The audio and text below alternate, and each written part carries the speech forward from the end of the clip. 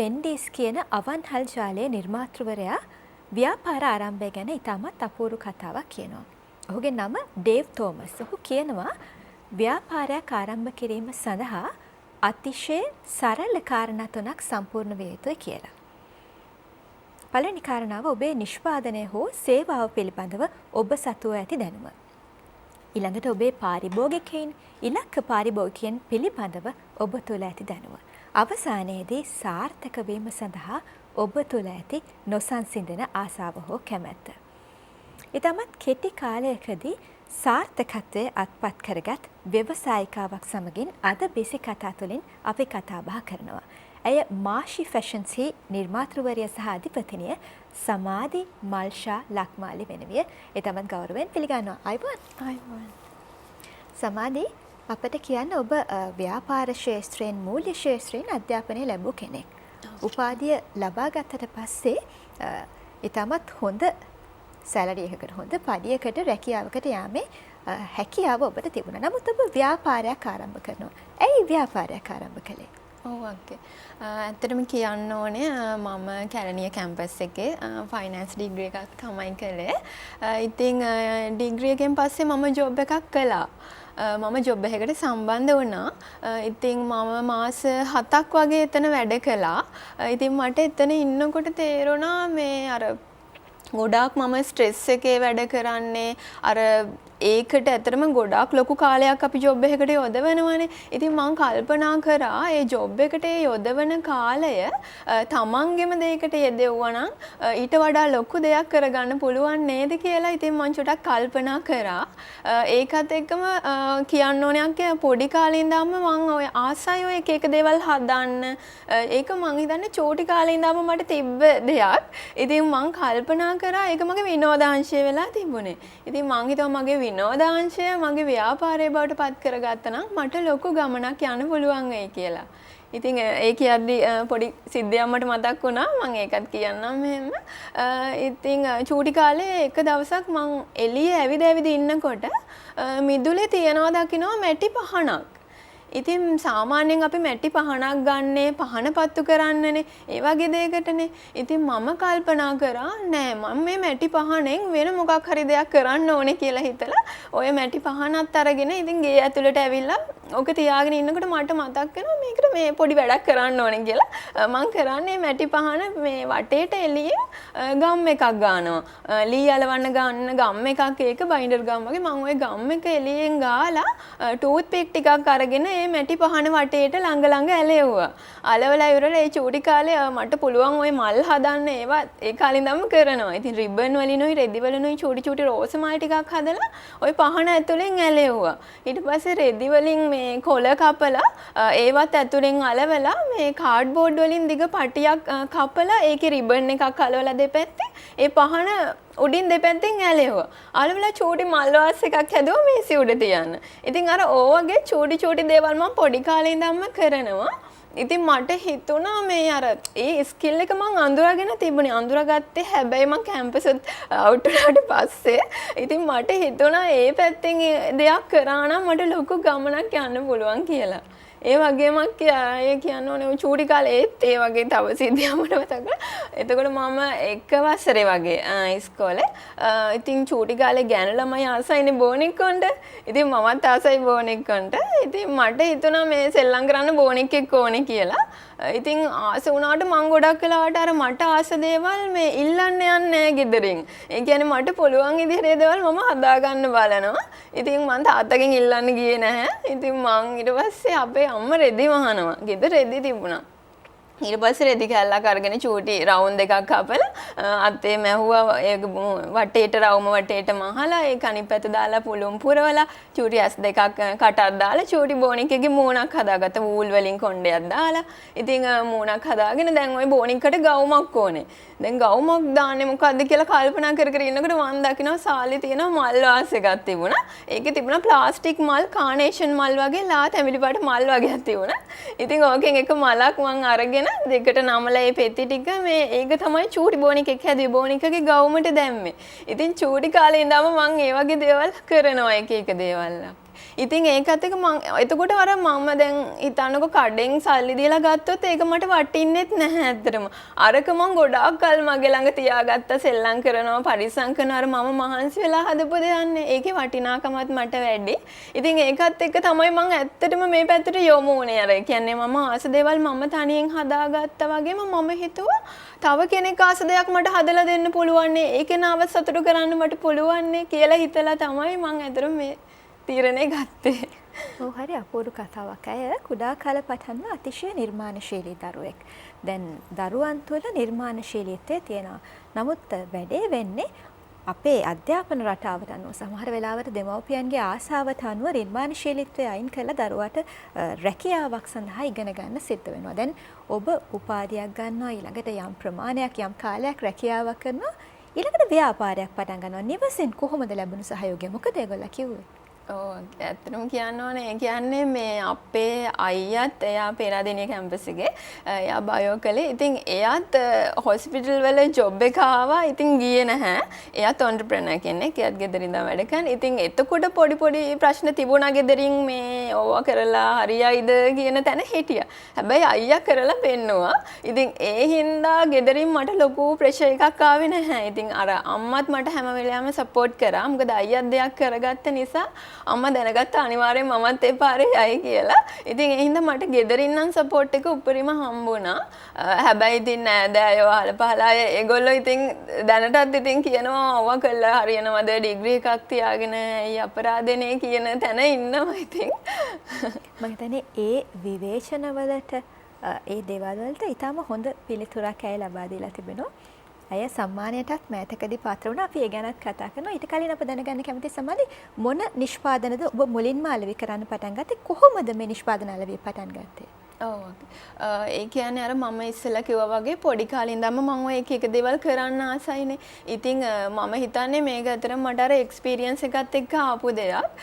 ඉතින් ඔය හිතන්නකෝ දැන් ඉස්කෝලේ යන කාලේ මම ඉස්කෝලේ 10 වසරේදී වගේ කඩේකට ගියාම ජුවලරි ෂොප් එකකට ගියාම ලස්සන ජුවලරිස් තියෙනවා දකින්නවා. ඉතින් ඒ කාලේ අපේ අතේ සල්ලි නැහැනේ එහෙම ආසස් දේවල් ගන්න. ඉතින් මම එතකොට කරන්නේ ඩිසයින් ටික බලාගෙන ගෙදර ඇවිල්ලා මං ගාව තියෙන දේවල් වලින් මම මේක හදලා බලනවා. සමහර වෙලාවට මේ මංගාව ඒවට ඕන බඩු නැහැ. ඉතින් Google එකේ සර්ච් කරලා බලලා ඒ වගේ කියන නම් දන්නෙත් නැහැ වෙලාවකට ෆොටෝස් අරගෙන මේ ගිහිල්ලා ෂොප් වලට ගිහිල්ලා මේ පිටකොටුවේ ගිහිල්ලා ඒ බඩු ගෙනල්ලා ඉතින් මම හදනවා. ඒ කියන්නේ පොඩි කාලේ ඉඳන්ම ටික ටික ඒවා කරලා පොඩි හුරුවක් තිබුණා. මුලින්ම මම ඔය පබලු වලින් වූල් වලින් ඒ වගේ දේවල් වලින් ඔය පොඩි නිර්මාණ කළා. ගොඩක්ම හැදුවේ ජුවලරිස් ක්‍රාෆ්ට් උත් කරනවා. ඉතින් ඒ කරන අතර තමයි ටික මේ ඒ අතර මම මේ ගෙදර අම්මයි මායි බතෙක් කරා. මේ බතික් මේ ඉතින් ගෙදර ඇඳුම් හදනවා ඒවා මේවා කරා. ඒ කරන අතර මට හිතුණා දැන් කස්ටමර්ස් ලගෙන් ඕඩර් එකක් ආවම දැන් අම්මා කරන්නේ මේ බතික් ඇඳුම මහලා දෙන එක. මම තමයි ඩිසයින් දාන්නේ. අපි දෙන්න එකතු වෙලා කරන්නේ. ඉතින් මම කල්පනා කරනවා මේ කියන්නේ අර ඇඳුමක් විතරක් දෙන්න මට හිතෙන්නේ නැහැ. ඉතින් මම කරන්නේ ඒකට කොහොම හරි ගැලපෙන විදිහට ජුවලරිස්ත් හදලා දෙනවා. මට පුළුවන් විදිහට. ඉතින් එහෙම ටික කරගෙන ඉන්න අතර තමයි මට මේ රෙසින් කියන එක මම YouTube එකේ දකිනවා. ඉතින් මං කල්පනා කරා මේ අර දැන් බතික් රෙදි කෑල්ලකින් අපි ජුවලරිස් හැදුවම ඒකේ කුණු ගෑවෙනවා, ඩස්ට් එක වදිනවා, වැඩි කාලයක් පාවිච්චි කරන්න බෑනේ. ඉතින් මං කල්පනා කරා මේ රෙදි කෑල්ලක් රෙසින් එක මික්ස් කරලා හදලා ජීවිත කාලෙම පාවිච්චි කරන්න පුළුවන් විදිහට හොඳ ක්වොලිටි එකකින් හදන්න ඕනේ කියලා හිතලා තමයි මම මුලින්ම මේ වැඩේ පටන් ගත්තේ. ඉතින් රෙසින් එක මික්ස් කරලා මම මුලින්ම ජුවලරිස් හදන්නත් පටන් ගත්තා. ඔය හදා යන අතර තමයි දැන් සිප්පි කටු වලින්, පොල් කටු වලින්, එක ඇට වර්ග වලින් එක නිර්මාණ දැන් කරනවා. ඉතින් මුලින්ම පටන් ගත්තේ අර ඉස්කෝලේ යන කාලේ පටන් ගත්ත පබළු වලින් තමයි. ඊට පස්සේ ටික මේ විදිහට තමයි මේ මගේ ව්‍යාපාරයට මේ දේවල් එකතු කරගත්තේ. ඔබ ව්‍යාපාරය සම්පූර්ණයෙන් ආරම්භ කරන්නේ සමාජ මාධ්‍ය හරහා. Facebook හරහා. කොහොමද ආරම්භය සිද්ධ වුණේ? ඇයි Facebook තෝරගන්න ඕනේ නැත්නම් මේ සමාජ මාධ්‍ය ජාල හරහා ඔබේ අලවිය සිද්ධ කරන්න ඕනේ කියලා කල්පනා කරේ? ඔව් ඕකේ. ඇත්තටම දැන් ගත්තොත් වැඩි පිරිසක් සමාජ මාධ්‍ය පාවිච්චි කරනවා. ඉතින් මම කල්පනා කරා ඒ දේවල් හරහා මේ ලොකු අලවියක් කරගන්න පුළුවන් වෙයි කියලා. ඉතින් මම YouTube account එකක් හැදුවා. YouTube channel එකක් මගේ තියෙනවා. ඒ වගේම TikTok, Instagram, Facebook ඒ හැමදේම මම පාවිච්චි කරලා තමයි මගේ ව්‍යාපාරය පුළුල් කරගත්තේ. මට ඒ සියලුම සමාජ මාධ්‍ය ගිණුම් යන්නේ මාෂි ෆැෂන්ස් කියලා නේද? මාෂි ෆැෂන්ස්. ඔබටත් පුළුවන් මාෂි ෆැෂන්ස් බලන්න ඇගෙන් නිර්මාණ ලබා ගන්න. සමාධි මේ ව්‍යාපාරය ආරම්භ කරන්නේ ව්‍යාපාරයක් විදිහට ආරම්භ කරන්නේ ඔබේ විනෝදාංශය 2023 වර්ෂයේදී නේද? හැබැයි වසරක වගේ කාලයක් තුල ඔබ සම්මානයට පාත්‍ර වෙනවා. ඒක විශේෂිත කාරණාවක් කියලා අපිට හිතෙනවා. මොකද්ද මේ සම්මානය? ඒ ගැනත් අපි කියමු. ඔව්. ඒ කියන්නේ මේ අවුරුද්දේ කාන්තා දිනය කියන්න ඕනේ මට ගොඩක් විශේෂයි. ඉතින් දෑ අභිමානී වලින් ෆැෂන් ඩිසයිනින් කියන්නේ ජුවලරි මේකින් ඇන්ඩ් ඩිසයිනින් පැත්තෙන් පළමු ස්ථානය මට හම්බුණා. ඒ වගේම තමයි දෑ අභිමානී එක හම්බුණා. ඒ වගේම වනිතාභිමානී එකේ බස්නාහිර පළාත් දෙවන ස්ථානය හම්බුණා. ඒක හොඳම නැගී එන ව්‍යවසායිකා විදිහට තමයි හම්බුනේ. ඒකට හේතුව වසරක් වගේ කෙටි කාලයකදී මෙච්චර දුරක් ආපු නිසා. ඔව් දැන් වසරක් වගේ අතිශය කෙටි කාලයකදී දැන් ව්‍යාපාරයකට වසරක් කියන්නේ කෙටි කාලයක්. සහ මේ කාලයේදී ලෝකයේ වගේම ලංකාවත් ආර්ථික අර්බුදයකට මුහුණ දීලා ඉන්නේ. ඒ වගේ වෙලාවක ව්‍යාපාරයකින් සාර්ථක වීම කියන්නේ ඇත්තටම විශේෂිත කාරණාවක්. විශේෂයෙන් කතා කළ යුතු කාරණාවක් කියලා අපිට හිතෙනවා. ඇය මේ ව්‍යාපාර ශාස්ත්‍රයේ මූල්‍ය ශාස්ත්‍රය සම්බන්ධයෙන් අධ්‍යාපනය ලැබපු කෙනෙක්. ඔබ විශ්වාස කරනවාද ව්‍යවසායකයෙක් බවට පත් වෙන්න, සාර්ථක ව්‍යවසායකයෙක් බවට පත් වෙන්න විධිමත් අධ්‍යාපනයක් හෝ හැදෑරීමක් අවශ්‍යයි කියලා? ඔව් ඕකේ. මට හිතෙන විදිහට ව්‍යවසායකත්වයේ පිළිබඳ අධ්‍යාපනයක් යම් තාක් දුරකට හෝ අවශ්‍යයි කියලා මට හිතෙනවා. මොකද දැන් මාත් එක්කම ව්‍යාපාර කරන අය මට දැන් මේ ව්‍යාපාර කරනකොට ගොඩාක් අය හම්බෙනවා. මේ ශාස්ත්‍රවල ඉන්න විවිධ ශාස්ත්‍රවල ඉන්න අය මට හම්බෙනවා. ඉතින් ගොඩාක් අය වෙලා තියෙන්නේ අර තරුණ අය අඩුයි. එහෙම ප්‍රශ්නකුත් තියෙනවා. ඒ වගේම ගොඩාක් වැඩිහිටි පිරිසට මේ සම්බන්ධ තියෙන දැනුම අඩුයි. ඒකත් එක්ක යන්න පුළුවන් ඉස්සරහට යන්න තියෙන ඉඩකඩ ගොඩක් අඩුයි කියලා මට නම් හිතෙනවා.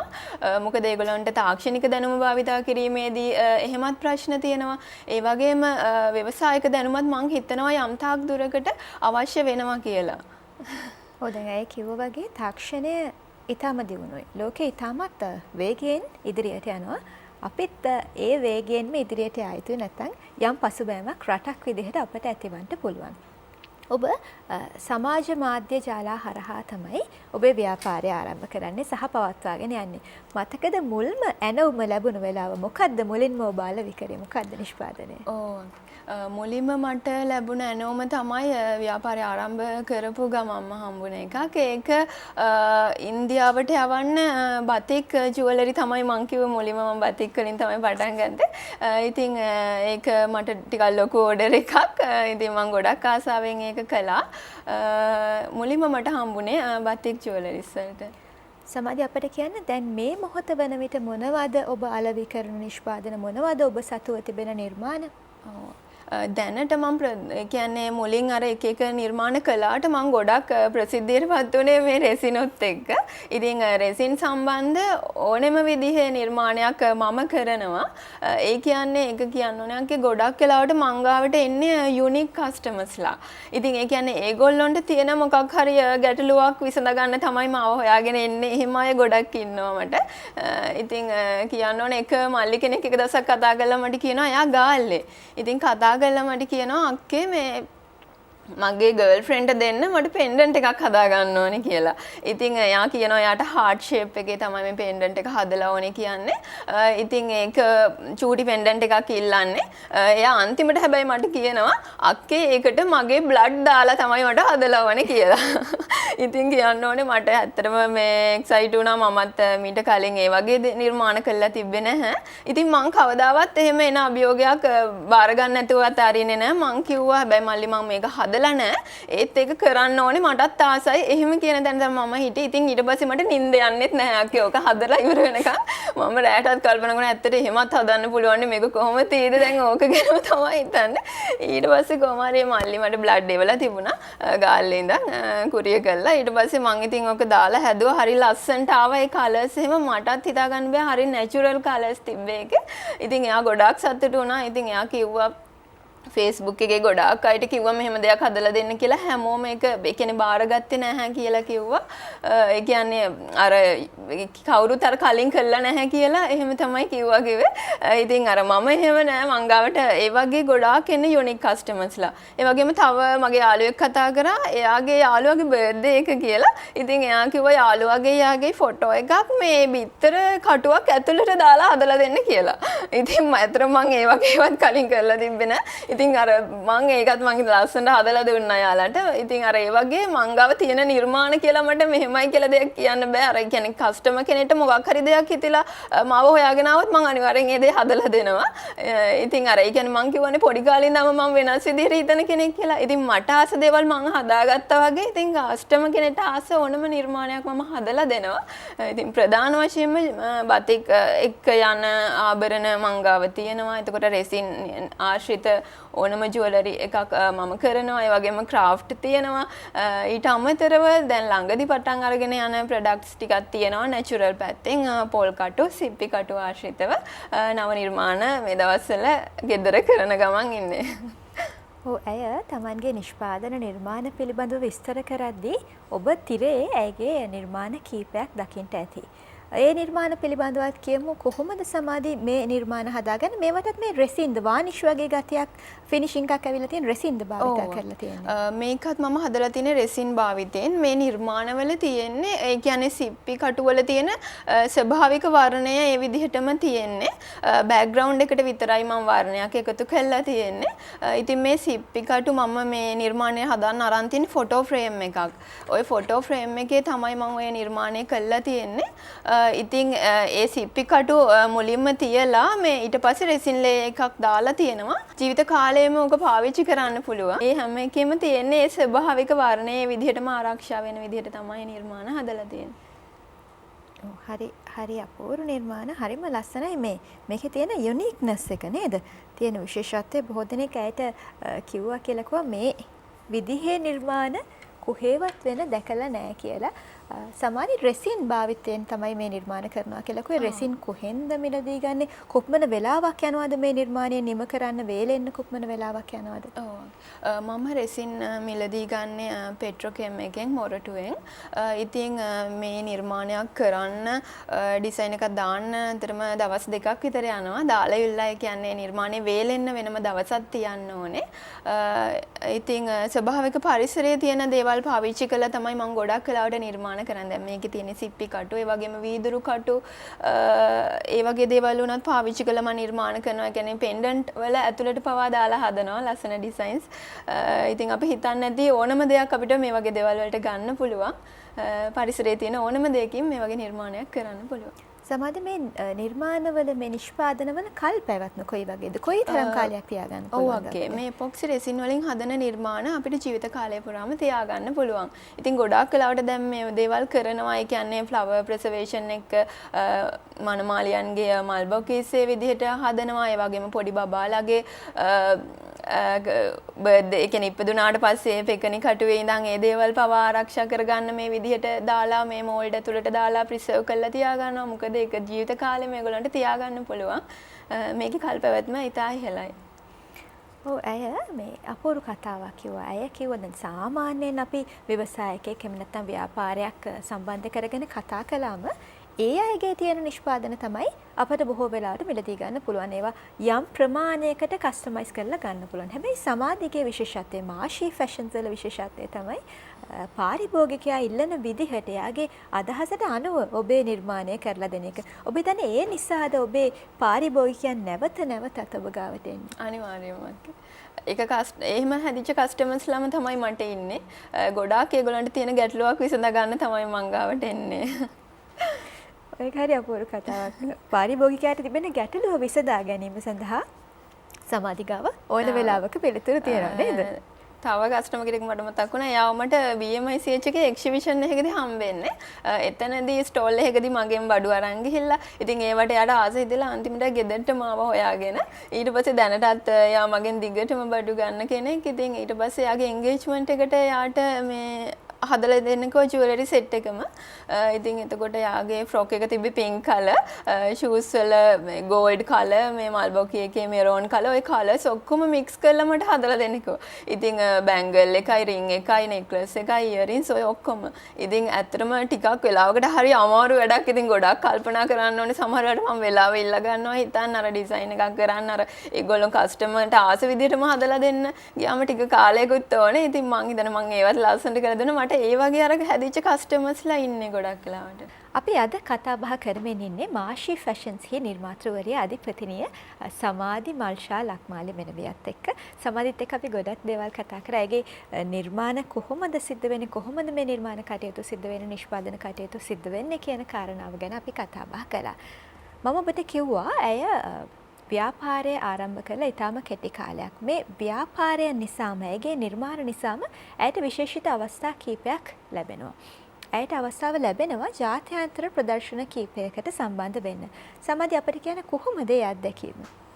ඔව් ඒක ඇත්තටම කියන්න ඕනේ නියමයි. ඉතින් මම මුලින්ම ව්‍යාපාරය ආරම්භ කළ මාස 6ක් වගේ එතකොට මුලින්ම මට චයිනා යන්න හම්බුණා. ඉතින් ඇත්තටම ඒක ගෑන් ළමෙක්ට මං හිතන්නේ ලොකු අභියෝගයක්. මං ඒක යනකොට කියන්න ඕනේ තව මායි ආන්ටි කෙනෙකුයි තමයි හිටියේ ගර්ල්ස්ලාට. ඉතින් එතරම් පොඩි තරුණ ළමයෙක් විදිහට ඒකට සම්බන්ධ වුණේ මම විතරයි. ඉතින් කියන්න ඕනේ අනකොට ඉතින් තනියෙන් බඩු අරන් ගිහිල්ලා එහෙ ස්ටෝල් හදලා එහෙ බඩු විකුණලා ආපහු ලංකාවට එනවා කියන්නේ ඇත්තටම ඒක ලොකු අභියෝගයක්. ඉතින් මම ෆස්ට් ටයිම් ගියේ මට ගොඩාක් සතුටුයි. කියන්න ඕනේ ඒ රටේ ඉන්න කට්ටියත් ඒ කියන්නේ ඇවිල්ලා මුලින්ම පළවෙනි දවසේ ඉල්ල බඩු අරන් ගිහිල්ලා ඒගොල්ලෝ හිතවත් වෙලා ඊළඟ දවස්වල ඇවිල්ලා මගේ ස්ටෝල් එකේ ඉඳන්ම බඩු විකුණනවා. අර එහෙම මාරම කියන්න ඕනේ ඒ රටේ මිනිස්සුත් හරිම හොඳයි. මාර හෙල්ප්ෆුල් උදව් කරනවා.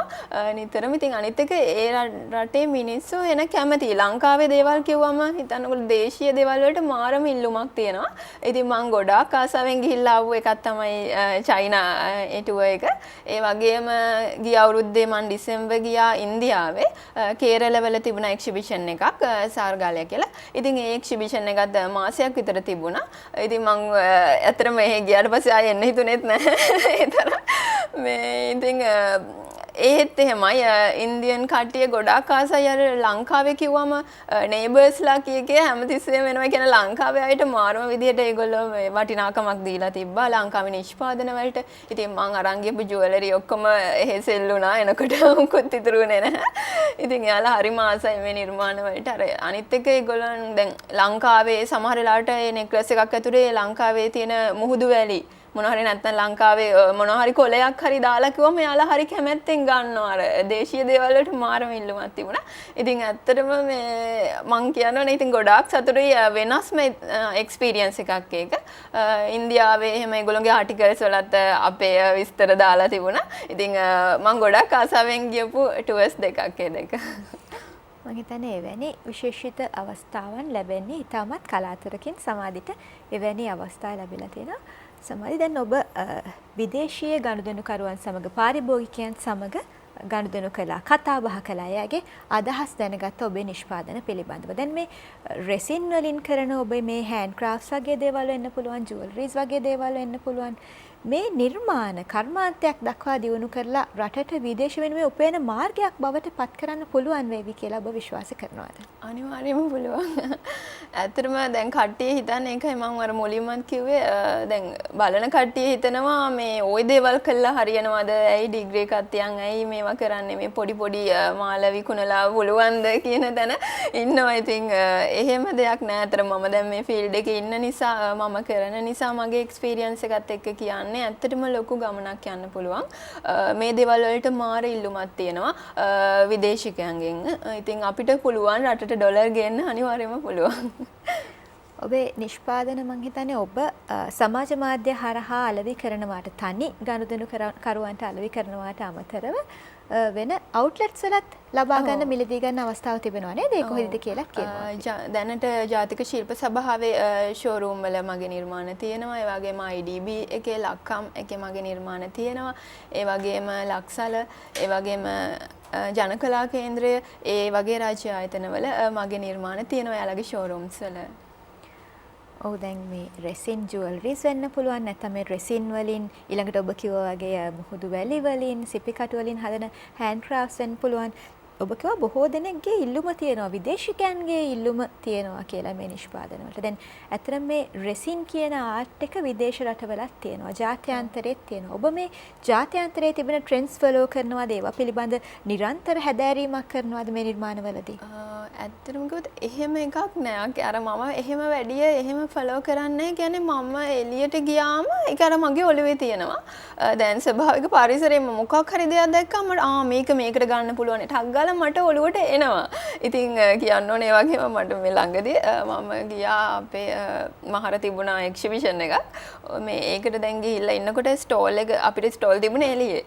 ඉතින් ස්ටෝල් එක ළඟ මෙහා පැත්තේ ලොකු ගහක් තියෙනවා. මම ඒ ගහේ නම දන්නෙත් නෑ. ඉතින් මිනිස්සු බල යනවා ඇති ඒ ගහේ බ්‍රවුන් කලර් අමුතු වැට වගේක් තියෙනවා. හරි ලස්සනයි. ඉතින් බිම වැටලා තියෙනවා ගොඩ. මම ඉතින් අර ස්ටෝල් එකට සෙනග එනකම් බිම වාඩි වෙලා ඕවා අහුලනවා. ඉතින් මිනිස්සු හිතනවා ඇති මට පිස්සුද කියලා. එතකොට මම ඒකෙන් ඊළඟ දවසේ මොකක් හරි අලුත් නිර්මාණයක් කරන්න හිතාගෙන තමයි මම මේ දේවල් කරන්නේ. ඉතින් අර මට මම ගොඩාක් ලාට මම ගාව තියෙන යුනික් අයිටම්. ඒ කියන්නේ මට මේ පරිසරයේ තියෙන දේවල් එක්ක ඇත්තටම මොනවා හරි කරන්න පුළුවන් කියලා ඔළුවට එනවා. ඒකයි අර මේවට ලොකු ඉල්ලුමක් මගේ නිෂ්පාදන වලට මම හිතන්නේ තියෙන්නේ. ඔව් අය මේ රෙසින් වලින් නිර්මාණ කරනවා නිෂ්පාදන කරනවා ඒවා අලෙවි කරනවා පමණක් නෙවෙයි. දැන් ඒ නිර්මාණකරණය උගන්වන ගුරුවරියක් බවට පත් වෙලා තිබෙනවා. ඔන්ලයින් ක්ලාසස් කරනවා නේද මේ රෙසින් ජුවලරි පිළිබඳව උගන්වන. ඒ ගැනත් අපි කියමු. ඔව් ඔන්ලයින් ක්ලාසස් දැන් දෙවන කණ්ඩායම පටන් අරන් තියෙන්නේ. ඉතින් ඒ වගේම මම ගිය සතියේ කළා. ඒ කියන්නේ ඉස්කෝලවල දැන් O levels ලියලා ඉන්න ළමයින්ට ව්‍යවසායගත පුහුණු වැඩමුළු රජයේ ආයතනත් එක්ක එකතු වෙලා ඒවා කරනවා. ඉතින් ඒ වගේම දැන් ආයෙ කතා කරලා තිනවා ඊළඟ මාසේ එන්න කියලා ඒත් කඩවත මගේ ගෙවල් අවට ඉස්කෝලේකට ඒත් ස්කූල් ටයිම් එකෙන් පස්සේ ප්‍රෝග්‍රෑම්ස් කරන්න කියලා ට්‍රේනින් ප්‍රෝග්‍රෑම්ස් මේවා පුහුණු වැඩසටහන් කරන්න කියලා. ඒ වගේම නුවරින් කතා කරලා තිනවා මේ පැතිවල ඇවිල්ලා ට්‍රේනින් ප්‍රෝග්‍රෑම්ස් කරන්න කියලා. රත්නපුර ඒ වගේ මං ගිහිල්ලත් කරන වෙලාවල් තියෙනවා. ගොඩක් පාසල් ළමයින්ට වගේ දැන් ගොඩක් ඒ වගේ අවස්ථා හදලා දීලා තියෙනවා. ඒ කියන්නේ ව්‍යවසායගත පුහුණු වැඩමුළු තියෙනවා. ඒ වගේම මේ ට්‍රේනින් ප්‍රෝග්‍රෑම්ස් කරනවා. මේ රෙසින් සම්බන්ධවත් කරනවා. ඉතින් ඒ වගේ දේවලුත් කරනවා. ඒ අතර ඔන්ලයින් ක්ලාසස් උත් මම කරනවා. ඔය ඔක්කොම අතරේ කොහොම හරි Tamanගේ ව්‍යාපාරය වෙනුනොත් කාලය වෙන් කර ගන්නවා සමාධි නේද? සමාධි අපිට කියන්න දැන් ඔබ කිව්වා පාසල් දරුවන් වෙනුවෙන් ව්‍යවසායකත්ව පුහුණු වැඩමුළු පවත්වනවා. දැන් මීට අවුරුදු 5කට කලින් ව්‍යවසායකත්වය කියන එක ලංකාවට ඒ තරම් හුරු පුරුදු සංකල්පයක් නෙවෙයි. හැබැයි දැන් ව්‍යවසායකත්වය එහෙම නෙවෙයි. ඔබ විශ්වාස කරනවද ව්‍යවසායකත්වය කියන්නේ මේ ව්‍යවසායකයෙකුට රටක දියුණුවට ඍජුවම බලපාන්න පුළුවන් ඍජුවම හේතු වෙන්න පුළුවන් කියලා? ඔව් ඕකේ. අනිවාර්යයෙන්ම. මම හිතන්නේ අපේ රටේ ව්‍යවසායකයෝ අඩුයි කියලා. ඉතින් ඒ දේවල් ඇත්තටම කිව්වොත් තරුණ වයසේ ඉඳන්ම මේක හැදෙන්න ඕන දෙයක්. ඒගොල්ලෝ දැන් මම මේ ප්‍රෝග්‍රෑම් එක කරනකොට ඒගොල්ලෝගේ මුලින්ම අහුවාම ලොකු වෙලා කවුද වෙන්න කැමති අහුවාම හැමෝම කියන්නේ ડોක්ටර් කෙනෙක් වෙනවා, ඉංජිනේර් කෙනෙක්. අර පොඩි කාලේ ඉඳන්ම ඔළුවේ හැදිච්ච දෙයක් තියෙනවානේ. හැබැයි ප්‍රෝග්‍රෑම් එකෙන් පස්සේ ආපහු අහනකොට ව්‍යවසායකයෝ වෙන්න කැමති අය ගොඩ හිටියා. ඉතින් අර අපේ ජීවිත කතා, අපේ අත්දැකීම් මේගොල්ලොත් එක්ක බෙදා ගන්නකොට ඇත්තටම මේගොල්ලෝ වෙනම මොටිවේෂන් වෙනවා. ඉතින් මට හිතෙනවා ව්‍යවසායකත්වය කියන එක රටකට අනිවාර්යයෙන්ම අවශ්‍ය වෙන දෙයක් කියලා. ඔව් දැන් අද සමාධිය එක්ක මේ විසි කතා විශේෂාංගය මම ආරම්භ කළේ ඩේව් තෝමස් කියන සුප්‍රසිද්ධ ව්‍යාපාරිකයාගේ කතාවකින්. ඔහු කියපු ව්‍යාපාරයක් ආරම්භ කරන්න මෙන්න මේ දේවල් ඕනේ කියපු කතාවකින්. සමාධි ඔබට අනුව ව්‍යවසායකයෙක් බවට පත්වන්න එහෙම නැත්නම් ව්‍යාපාරිකයෙක් බවට පත්වන්න නම් මොනවද අවශ්‍ය වෙන්නේ? ඔව් ඕකේ. කියනවනේ ඉතින් ව්‍යවසායකයෙක් දැන් මගේ පැත්තෙන් මම කියන්නම් උදාහරණ. ඉතින් ඇත්තටම ව්‍යවසායකයෙක් වෙනකොට මුලින්ම අර අවදානම් බාර ගන්න හැකියාවක් තියෙන්න ඕනේ. ඉතින් මුලින්ම කියන්න ඕනේ මම මගේ ජොබ් එක අතෑරියේ එතන ලොකු රිස්ක් එකක් තියන්. එතකොට මට මේ සම්බන්ධව කිසිම කියන්නේ එහෙම ලොකු අයිඩියා එකක් තිබුණෙත් නැහැ. ඒ වුණාට මම මේකෙන් කොහොම හරි මේ වගේ මගේම දෙයක් කරනවා කියන ඒ තීරණය ගන්න එක ඇත්තටම මම හිතන්නේ ලොකු අභියෝගයක්. ඉතින් අභියෝග බාර ගන්න පුළුවන් වෙන්න ඕනේ. ඒ වගේම තමයි ව්‍යාපාරේ කරගෙන යද්දි කියන්න ඕනේ ලොකු කට්ටක් කන්න වෙනවා. ඉතින් ඒ මුල් කාලේ ඒ කට්ට කන්න පුළුවන් වෙන්න ඕනේ. ඉතින් මුල් කාලේ විතරයි ඉතින් එහෙම තියෙන්නේ. ඉතින් කියන්න ඕනේ මුල් කාලේ ඉතින් ඇත්තටම මගේ තාත්තා නැහැ. අම්මයි මායි තමයි මේ දේවල් කරගෙන යන්නේ මේ ව්‍යාපාරේ ගොඩනගාගෙන යන්නේ. ඉතින් ඒ මුල් කාලේ ඉතින් බඩු ගේන්න එහෙම යනකොට පිටකොටුවේ ගිහිල්ලා සමහර දවසට රෑ වෙනකන් පිටකොටුවේ ෂොප් වහනකන් අපි ඇවිදිනවා.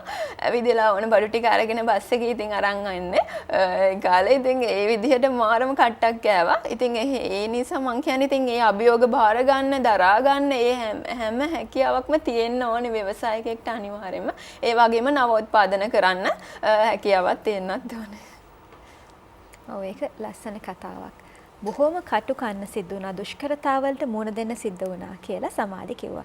සමාධි ওই ගමන එක තැනකදීවත් මේක නවත්තන්න ඕනේ. දැන් ඇති මං වෙන දෙයක් කරනවා, මං වෙන රැකියාවක් කරනවා කියලා හිතුන අවස්ථා තිබුණාද? එහෙම හිතුනේම නැහැ. ඇයි එහෙම හිතුනේ නැත්තේ? ඇත්තටම එහෙම හිතුනේම නැහැ. අනිත් එක අම්මත් හිටියා ගොඩක් මගේ හයියට. ඉතින් එහෙම වැටෙන්න කියන්නේ එහෙම හිතුන්නේ නැහැ. කියන්නේ මම මේක කියන්නේ අර මම පොඩි කාලේ ඉඳන්ම ආස දෙයන්නේ. ඉතින් මට මේක අර දැන් හිතනකො දෙයි ඉඳන් රෑ වෙනකම් මේ දේවල් වල හිටියත් මට ඔළුවේ එකක් මොකක්වත් එහෙම කියන්නේ මම ආසයිනේ. ඉතින් මට ඒ නිසා නෑ මම කොහොම හරි කරනවා කියන තැන තමයි මම හිටියේ. කොච්චර වැටෙන අවස්ථා තිබුණේ නෑ මම මේක කොහොම හරි කරනවා කියන තැන තමයි හිටියේ. මම හිතන්නේ අය කියපු අර ව්‍යවසායකයෙක් වෙන්න අවශ්‍ය නම් අභියෝග බාර ගන්න සූදානම් වෙන්න ඉන්න ඕනේ කියන කතාව ඇය ක්‍රියාවෙන් ඔප්පු කරලා පෙන්වලා තිබෙනවා. සමාධිය අපිට කියන්න මේ ස්වභාවික අමුද්‍රව්‍ය මෑතක සිට ස්වභාවික අමුද්‍රව්‍ය යොදාගෙන වැඩිපුර නිර්මාණ කරන්න යෙදෙනවා කියලා ඔබ අපිට කිව්වා. මොනවද යොදාගන්නේ? මොනවද ඒවයින් හදන නිෂ්පාදන? ඔව් මේ දවස්වල මම ඒ දේවල් වලට එක්ස්පෙරිමන්ට් කරන ගමන් ඉන්නේ. මගේ නිර්මාණ කීපයක් මම දැනට කරලා තියෙනවා. ස්වභාවික අමුද්‍රව්‍ය කියන්නේ ඔය පොල් කටු ආශ්‍රිතව, එතකොට සිප්පි කටු එක එක ලී වර්ග ඒ දේවල් වලින් මට නිර්මාණ කරන්න හිතුණා. මොකද එක්ස්පෝර්ට් මාකට් එකට ඒ දේවල් ගොඩක් වටිනවා. ටුවරිස්ට්ලා කැමති ලංකාවේ තියෙන ස්වභාවික දේවල් වලින් හදන දේවල් වලට මගේ තියෙන එක්ස්පීරියන්ස් එකත් එක්ක තමයි මම හිතුවේ මට චුට්ටක් ඒ පැත්තටත් දැන් නැඹුරු වෙන්න ඕනේ කියලා. ඉතින් අලුත් නිර්මාණ තියෙනවා. ජුවලරි අයිටම් හදනවා, බ්‍රේස්ලට්ස්, නෙක්ලට්ස් වගේ දේවල් හදනවා. ඒ වගේම ක්‍රාෆ්ට් වර්ග වගේ දේවලුත් හදනවා සිප්පි කටු වලින්. ඔව් දැන් බිසි කතා නරඹන කෙනෙකුට හිතෙන්න පුළුවන් ඇයගෙන් යම් නිර්මාණයක් ලබා ගන්න ඕනේ කියලා. එහෙම නැත්නම් ඇයගෙන් ව්‍යවසායකත්වය පිළිබඳව රෙසින් ජුවලරි නිෂ්පාදනය පිළිබඳව ඉගෙන ගන්න ඕනේ කියලා. එහෙමනම් සමාධි කොහොමද ඒ අය ඔබව සම්බන්ධ කරගන්නේ? මගේ Facebook page එක තියෙනවා මාෂි ෆැෂන්ස් කියලා. ඉතින් ඒ හරහා Messenger වලින් මට කතා කරන්න පුළුවන්. එහෙම නැත්නම් YouTube channel එක තියෙනවා මාෂි ෆැෂන්ස් කියලා. එහෙම නැත්නම් මගේ WhatsApp number එක මට දෙන්න පුළුවන්. 076 310යි 41යි 94. ඉතින් මේ නම්බර් එකට කතා කරන්න පුළුවන් ඕනම වෙලාවක. මම බිසි නැත්නම් ඕනම වෙලාවක මම ආන්සර් කරනවා කෝල් එක. ඔව් දැන් ඇය ව්‍යාපාරය ආරම්භ කරලා මේ නිර්මාණ කරන්නේ මේ ව්‍යාපාරයක් විදිහට මේ නිෂ්පාදන ආරම්භ කරලා වසරක් වගේ කාලයක් තමයි ගත වෙලා තියෙන්නේ. වසරකදී ව්‍යාපාරිකාවක් විදිහට ව්‍යවසායිකාවක් විදිහට සාර්ථක වෙනවා කියන එක ඒ තරම් පහසු කාර්යයක් නෙවෙයි. මේ සාර්ථකත්වය ළඟා කරගත්තේ කොහොමද? කවුද මේ සාර්ථකත්වයට උදව් කළේ? මටත් ඇත්තට මේ කියන්නේ දැන් මේ ආපු ගමන ගැන ආපහු හැල්ලා බලද්දී හිතා ගන්නවත් බැරි දුරක් මං ඇවිත් තියෙනවා. මට නම් හිතෙන්නේ මේකට එකම හේතුව අර පොඩි කාලේ ඉඳන් ආපු හුරුව වෙන්න ඇති. ඒ කියන්නේ නිර්මාණවල ක්වොලිටි එක වුණත් සාමාන්‍යයෙන් අවුරුද්දකින් හදන්න බැහැනේ කෙනෙක්ට. ඒ හැමදේම අර චෝටි කාලේ ඉඳන් කරලා මං හිතන්නේ මේ දේවල් එක තමයි මෙහෙම වෙන්න ඇත්තේ. අවුරුද්දකින් මෙච්චර කෙටි ගමනක් එන්න පුළුවන් උනේ. ඒ වගේම මේක පිටිපස්සේ හිටියේ ඉතින් අම්මා තමයි හැම දෙයකටම මට උදව් කරන්නේ. ඉතින් වචනකින් හරි කඩම් වැටෙන හැම අවස්ථාවකදීම දිරි ගන්නවලා මේ ගමන යන්න ඉතින් උදව් කළේ අම්මා. ඉතින් ඒකත් කියන්න ඕනේ. දැන් ඔබ මේ වන විට කරන නිෂ්පාදන සහ නිර්මාණ පිළිබඳව අපව දැනුවත් කරානේ. තව ඉදිරියේදී තවත් දේවල් එක්ක අත්හදා බලලා ලෝකයේ තියෙන ට්‍රෙන්ඩ්ස් එක්ක කල්පනා කරලා හැදෑරීමක් කරලා තවත් නිර්මාණ පුළුල් කරන්නට ආසාවක් නිෂ්පාදන පුළුල් කරන්නට ආසාවක් තියෙනවද? අනිවාර්යෙන්ම මේ දවස්වල ඒ දේවල් වලට තමයි මම වැඩපිළිවෙලක් ඔය ක්‍රියාත්මක කරන ගමන් ඉන්නේ. ඉතින් මට එක එක ආසාවල් තියෙනවා. අර මං මුලින් කිව්වා වගේ මං අර එකම තැන ඉන්න කැමති කෙනෙක් නෙමෙයි. වෙනස් දේවල් කරන්න කැමති කෙනෙක්. ඉතින් දැන් ඔය එක එක දේවල් වලට අවශ්‍ය මැෂින්ස් වර්ග මේ දවස්වල හොයන ගමන් ඉන්නේ. අලුත් දේවල් ඉස්සරහට ලොකු නිර්මාණ කීපයක් ඉදිරිපත් කරන්න බලාපොරොත්තු වෙනවා. ඔව් අපි ඇයගේ අලුත් නිර්මාණ කොයි විදිහේද කියලා බලන්න ආසාවෙන් ඉනවා. ඒ කිව්වා වගේ ඇයගේ ගනුදෙනු කරුවන් නිරන්තරයෙන් ඇයව සොයාගෙන එනවා. මේ සමාධි මට තියෙන විශේෂිතම කාරණාව තමයි ඔබ කිව්ව මේ රෙසින් නිෂ්පාදන කියලා කොහොම රෙසින් ජුවල්රි කියලා කොහොම ලංකාවට මම හිතන්නේ වසර 3-4ක කාලයකින් නම් ලංකාවේ අපි දන්නා කාරණාවක්. එතකොට ඔබ ප්‍රවිෂ්ඨ වෙලා තියෙන නිෂ් මාකට් එකකට නෙමෙයි කම්පිටිටර්ස්ලා ඉන්න මාකට් එකට. හැබැයි ඔබ හිතන්නේ නැති විදිහේ ඇඩ්වාන්ටේජ් එකක් තිබුණා. ඒ නිසායි වසරක් තුළ මේ විදිහට සාර්ථක වුණේ. මොකද්ද ඔබ හිතන විදිහට ඔබට තිබුණු ඇඩ්වාන්ටේජ් එක? ඇත්තටම කියනවනේ මේක කම්පිටිටර්ස්ලා ඉන්න මාකට් එකක්. මේ වෙනකොට ට්‍රෙන්ඩින් වෙලා තියෙන. ඒ වගේම මමත් කම්පිටිටර්ස්ලාම තමයි හදන්නේ ක්ලාසස් කරලා. ඉතින් ඇත්තටම මේක මං හිතන්නේ මට කිසිම ඉෂුව එකක් නැහැ කියලා මට හිතෙනවා. මොකද මම නිතරම වෙනස් වෙන නිසා. මොකද අලුත් නිර්මාණ බිහි වෙන නිසා. ඒක එහෙම හිතෙනවා. මේ ඉදිරියේදීත් එහෙම ප්‍රශ්නයක් වෙන එකක් නැති වෙයි කියලා හිතනවාද ඔබේ නිර්මාණශීලීත්වයත් එක්ක ඔබ ලෝකයේ දේවල් දකින විදිහත් එක්ක? ඔව් ඔකේ. මොකද මම නිතරම වෙනස් වෙවි දේවල් කරන නිසා මං හිතනවා ඒක මට ප්‍රශ්නයක් වෙන එකක් නැහැ කියලා ගැටලුවක් වෙන එකක්. මොකද නව නිර්මාණ ගැන තමයි මේ දවස්වල මගේ ඔළුවේ තියෙන්නේ. ඉතින් රෙසිනුත් භාවිතා කරමින් කරන නිර්මාණත් කරනවා. ඒ අතර ස්වභාවික දේවල් විතරක්ම පාවිච්චි කරලා කරන නිර්මාණත් කරන්න බලාපොරොත්තු වෙනවා. ඉතින් ඒ නිසා මම හිතනවා ඒ ට්‍රෙන්ඩ් එකත් එක්ක මට ඉස්සරහට ලොකු ගමනක් යන්න පුළුවන් වෙයි කියලා. ඔව් දැන් ඔබ දැනටමත් සාර්ථක ව්‍යවසායිකාවක් ශ්‍රී ලංකාවේ නැගී එන ව්‍යවසායිකාවක් විදිහට ඔබ සම්මානයට පාත්‍ර වුණා. සමාධිය අපිට කියන්න තව අවුරුදු 10කින් ව්‍යවසායිකාවක් විදිහට ඔබ කොතනද ඔබව දකින්නේ? මට තව අවුරුදු 10කින් මම හිතනවා ලංකාවේ මීට වඩා ජනප්‍රිය කෙනෙක් වෙලා ඉඳී කියලා මම හිතනවා. ඒ වගේම පාරිභෝගිකයන්ට මීට වඩා ගුණත්වයෙන් ඉහළ මීට වඩා නව නිර්මාණ රසකුත් එක්ක මාව දකින්න පුළුවන් වෙයි කියලා මම හිතනවා. ඔව් මාෂි ෆැෂන්ස්හි නිර්මාතෘවරිය අධිපතිනිය සමාධි මල්ෂා ලක්මාලි මාෂි ෆැෂන්ස් කියලා නම දැම්මේ. ඕකේ. ඒකෙත් ලොකු කතාවක් තියෙනවා. ඇත්තටම මගේ නම සමාධි මල්ෂා කියලා තියෙන්නේ. ඉතින් කියන්න ඕනේ මම අර කිව්වා වගේ ඒ කියන්නේ මම මේ දේවල් අර හොබි එකක් විදිහටනේ කර හිටියේ. ඔය අතර මම මේ රෙජිස්ටර් වෙලා හිටියා මේ කුඩා ව්‍යාපාර සංවර්ධන අංශයේ. ඒකේ රෙජිස්ටර් වෙලා ඉන්නකොට ඒකේ මිස්ලා මට නිතරම කතා කරනවා. ඉතින් ඔය එක මිස් කෙනෙක් දවසක් කතා කරලා ආව සමාධි මේ දවස්වල මොකද කරන්නේ එහෙම කිකේ මගෙන් ඇහුවා. අහනකොට මම අර මේ මුලින් කියපු අර බතික් ඕඩර් එක හදා හිටියේ. මං කිව්වා බතික් ජුවලරි වගේක් හදනවා මිස් මෙහෙම කියලා. ඊට පස්සේ කිව්වා මේ ඔයා මේ දැන් ඒගොල්ලෝ තමයි මුලින්ම මට තිබුණා BMICH එකේ ව්‍යවසාය කියලා එක්සිබිෂන් එකක්. ඉතින් ඒකට සම්බන්ධ කරේ ඒ රජයේ ආයතනයේ. ඉතින් ඒ මිස් කිව්වා මේ ව්‍යවසාය එක්සිබිෂන් එක තියෙනවා. ඉතින් ওই ජුවලරි ටිකක් අපි දාලා බලමුකෝ. මේ ඉන්ටර්විව් තියෙනවා ගිහිල්ලා බලන්න කියලා. ඉතින් එතකොට ඇත්තටම එහෙම ලොකු ස්ටොක් එකක් මට හදලා තිබ්බේ නෑ. මං අර ඕඩර් එක හදන ගමන් හිටියේ. මුලින්ම බිස්නස් එක පටන් අරගෙන මාසයක්වත් නෑ. එතකොට ඊට පස්සේ ඉතින් මං ගාව තිබුණ බඩු ටික අරගෙන එතකොට මම ඇත්තට බිස්නස් එක රෙජිස්ටර් කරලත් නැහැ. එහෙම මුකුත් කරලා තිබෙත් නැහැ. මං ඉතින් අර මිස්ගේ කතාවට මං ගියා බලන්න.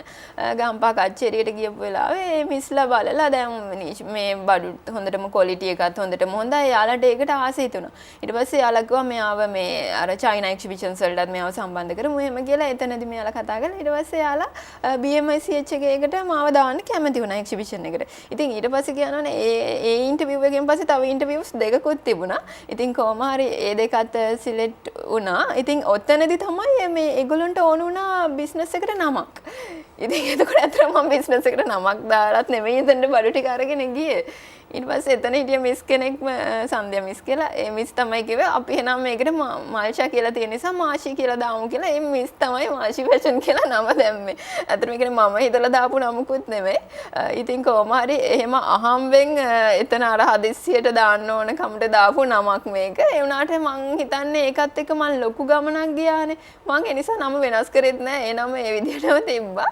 කොහමරි ව්‍යවසාය එක්සිබිෂන් එකට යන්න ඉන්ටර්විව්ස් මං කො තුනක් තිබුණා කියලා. ඉතින් කියන්න ඕනේ ජුවලරි අංශයෙන් ගම්පහ දිස්ත්‍රික්කයෙන් එක්කනයි ගන්න. කොහමරි මට ඒකට සම්බන්ධ වෙන්න වාසනාව හම්බුණා. ඉතින් ඒකෙන් තමයි මගේ ව්‍යාපාරය මුලින්ම පටන් ගත්තේ.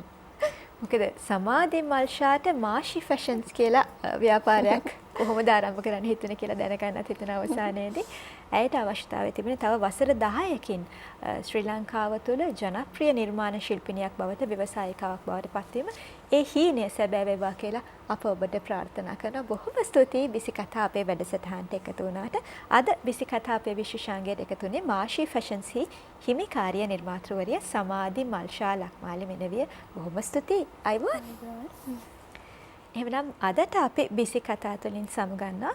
සිහින කියන්නේ කල්ලිකුත් වෙන දෙයක් නෙමෙයි. නිසා ජීවිතේ ඕනම කාලයකදී සිහින දකින්න. ඔබේ සිහින සැබෑ කරගන්න ඔබට ඕනවටත් වඩා හැකියාව තිබෙනවා. ගිහින් එන්න. අයුබෝවන්.